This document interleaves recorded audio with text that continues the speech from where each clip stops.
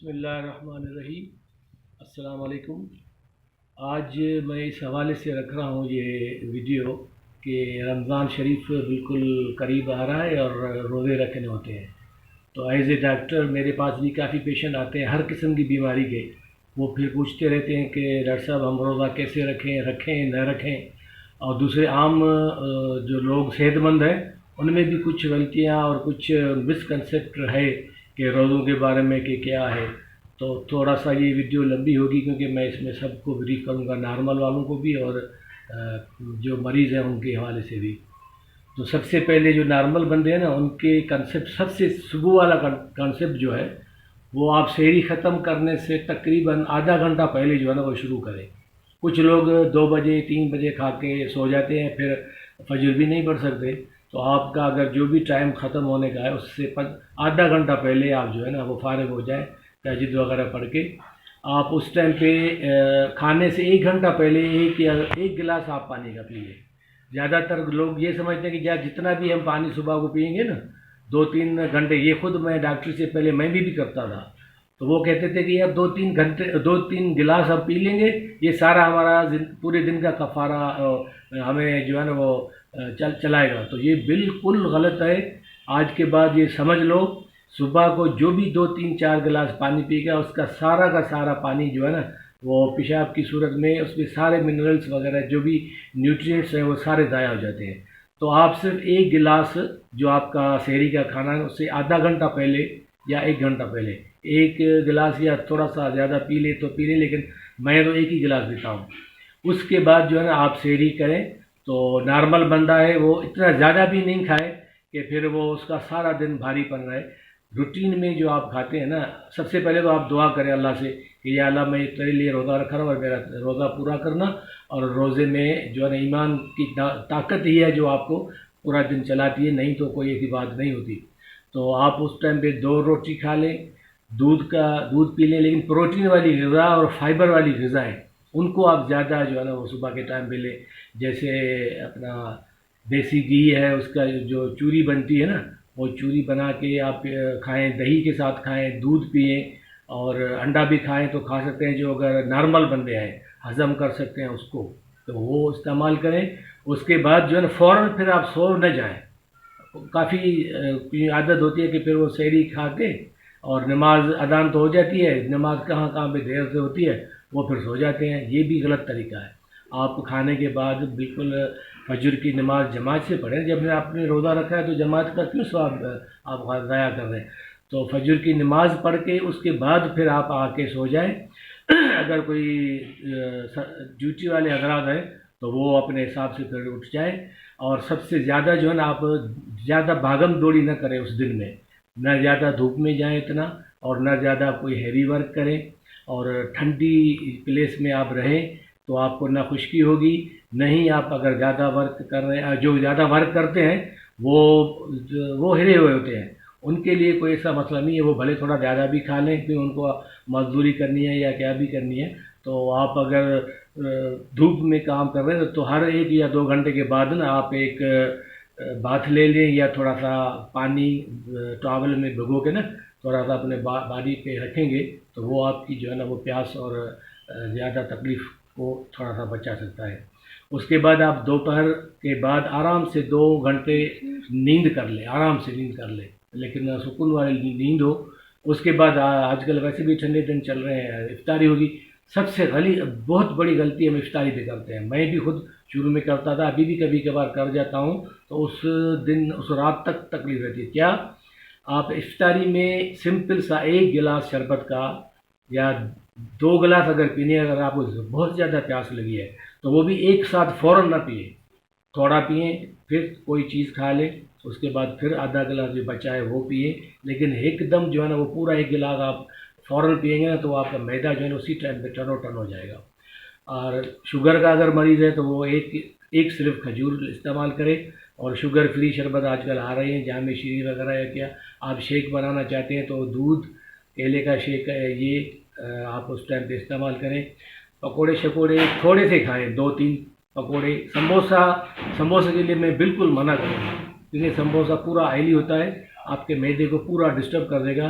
ये कोशिश करके आप जो है ना समोसे से और इन चटपटी चीज़ों में जिसमें ऑयल ज़्यादा हो वो यूज़ ना करें इफ्तारी में। सिंपल सा आप बना लें, लीमू वाला पानी है या उसमें थोड़ी सी नमक डाल के वो इस्तेमाल करें। फिर आप आराम से नमाज़ पढ़ें मगरिब की।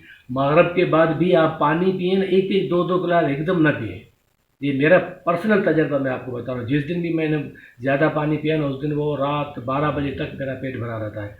आप एक गिलास मतलब थोड़े थोड़े वक्फे से पिए। फिर आराम से आप जो जो बची है आपकी फ्रूट चाट इस्तेमाल कर सकते हैं। छोले की जो चाट है ना उसमें घर की बनाएं, बाहर वाली चीज़ों में पता नहीं क्या क्या डालते हैं, उससे भी आप अवॉइड करें।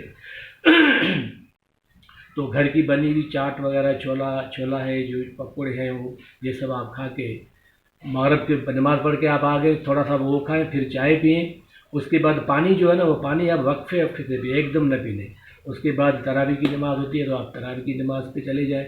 या अगर आपको अभी खाने की ज़रूरत है तो बहरहाल रूटीन बेहतर यही है कि आप पूरा आपका पेट भरा हुआ, क्योंकि आपने अच्छी खासी चीज़ें बंदा इफ्तारी भी खा लेता है। मेरा तजर्बा भी, सबका भी तजर्बा होगा। आप इशा की नमाज़ तरावी वगैरह पढ़ के आएँ, फिर आके आप इतना ज़्यादा नहीं खाएँ। एक भी रोटी अगर आप खा लें ना किसी भी सालन के साथ तो वो आपके लिए काफ़ी हो जाएगी। फिर आप आराम से नींद करेंगे, कोई आपको डिस्निया नहीं होगी, कोई आपका पेट फूला हुआ नहीं होगा, कोई आपको गरा महसूस नहीं होगा।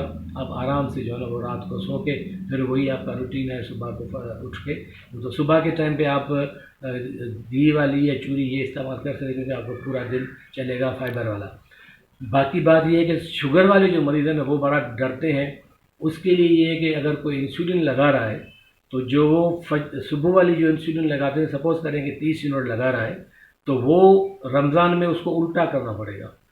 30 की जगह पे आप 15 यूनिट, शुरू में तो आप 10 यूनिट लगाएं, क्योंकि हो सकता है कि आपको अभी तजर्बा नहीं हो रहा, आपकी शाम के टाइम पे शुगर लो हो जाए। तो पहले दिन अगर जो 30 लगा रहा है वो 10 यूनिट से स्टार्ट करें।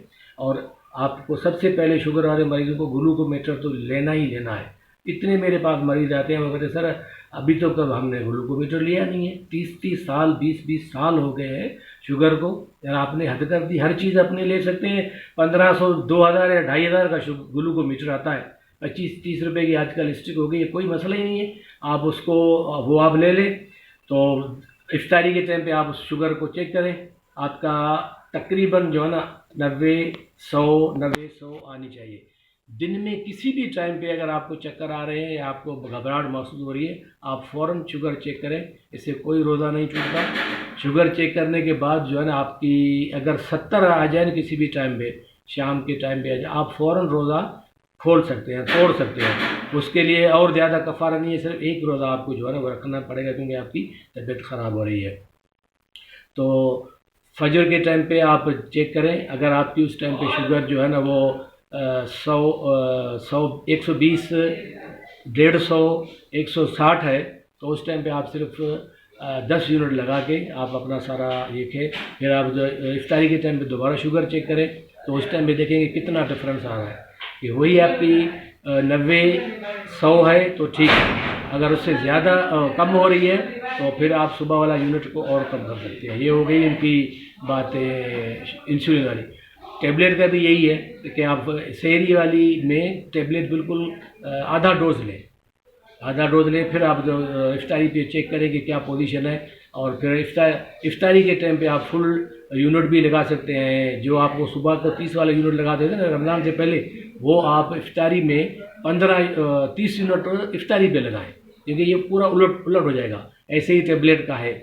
और यही है कि पानी सुबह को आप नॉर्मल पिए, इतना ज़्यादा नहीं पीना। और शुगर वाले मरीज़ ख़ास करके अपना पहले जो है ना वो टेस्ट करा लें अपनी HbA1c, उनके गुर्दे वगैरह सही है, उनकी कंडीशन सही है, तो वो आराम से रोज़ा रख सकते हैं। कोई उसमें घबराने वाली बात नहीं है। अगर रोज़ा आपका जो है ना कोई और डिजीज़ है, हार्ट की डिजीज़ है, या आपके गुर्दे काम नहीं कर रहे हैं, कुछ फेल्योर है, तो आप परमानेंट आपके लिए रोज़ा माफ़ है, तो आप इसके लिए कफ़ारा दे सकते हैं। जो भी उस टाइम पे मुफ्ती आजकल 2 टाइम का रखते हैं, 150 या 300 जितना भी है वो आप कफ़ारा दे सकते हैं। लेकिन अगर आप बिल्कुल ठीक ठाक है और कोई आपको मसला नहीं है तो आराम से आप रोज़े रख सकते हैं। दिन में किसी भी टाइम अगर शुगर आपकी 70 तक आ जाए तो आप रोज़ा बोल सकते हैं। तकरीबन मोटी मोटी बातें जो है ना मैंने आपको नॉर्मल और प्लस शुगर वाले मरीज़, ऐसे फिर ब्लड प्रेशर के मरीज़ हैं, वो भी जो देखते हैं कि कोई इतना मसला नहीं है तो वो आराम से रोज़ा रख सकते हैं, कोई भी ऐसी बात नहीं। सिर्फ उन मरीज़ों उनके लिए माफ़ है जो बिल्कुल रोज़ा रख नहीं सकते, उसको जो है ना वो फिर माफ़ है और फिर वो उनकी जगह पे कफ़ारा दे। जो भी कमी कोताही हुई है तो अल्लाह माफ़ करे। अस्सलाम वालेकुम।